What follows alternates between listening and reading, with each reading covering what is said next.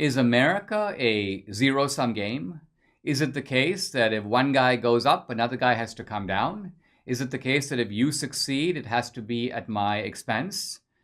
Evidently, Joe Biden thinks so. Listen.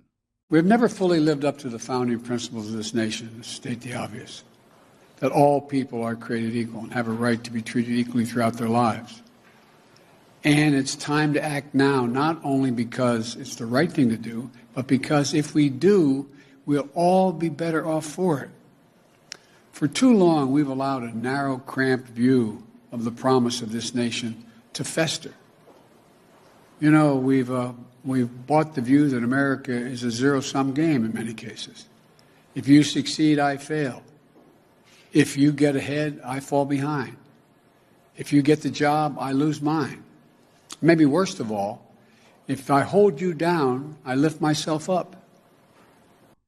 This is wrong-headed both on the obvious level, but it's wrong-headed also in a more fundamental way. So on the obvious level, a lot of people actually think Biden's right. And take a simple example of two guys who apply for a job. Well, there's one position available. One guy gets the job. So isn't that zero-sum? Actually, no. Because the guy who got the job is better off, but the guy who didn't get the job is not worse off. He's no worse off than he was before. He didn't have the job before. He doesn't have it now. So one guy gains, but not at the expense of the other guy. So Biden is wrong in that very obvious sense. But he's also, I think, wrong in a much deeper sense. He's wrong in the deeper sense that the American way is the very opposite of the way that Biden describes. The way Biden describes, if you succeed, I fail, if you're up, I'm down, that actually has been the way of the world. It's been the way of the world for centuries. It's the way of the world in many other places now. The way of the world is conquest. By and large, people in ancient times thought that they could get stuff by taking it from someone else. That's the only way to get it. Symbolically, you can sort of think of it this way. When I was a kid, I'd go to school and I'd have like a few marbles in my pocket. And sure, the only way for me to get more marbles is to sort of win or grab or take somebody else's marbles. There's no other way.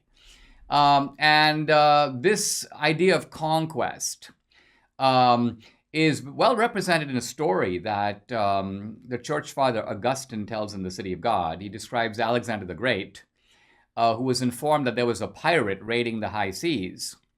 And Alexander summons the pirate and he goes, "What's your big idea? Raiding the high seas and taking people's stuff?"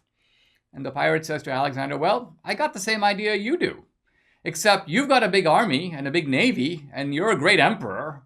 And so you do it on a huge scale. I'm a small pirate, so I do exactly the same thing, but on a smaller scale." So there you have it. This is the ethic of conquest.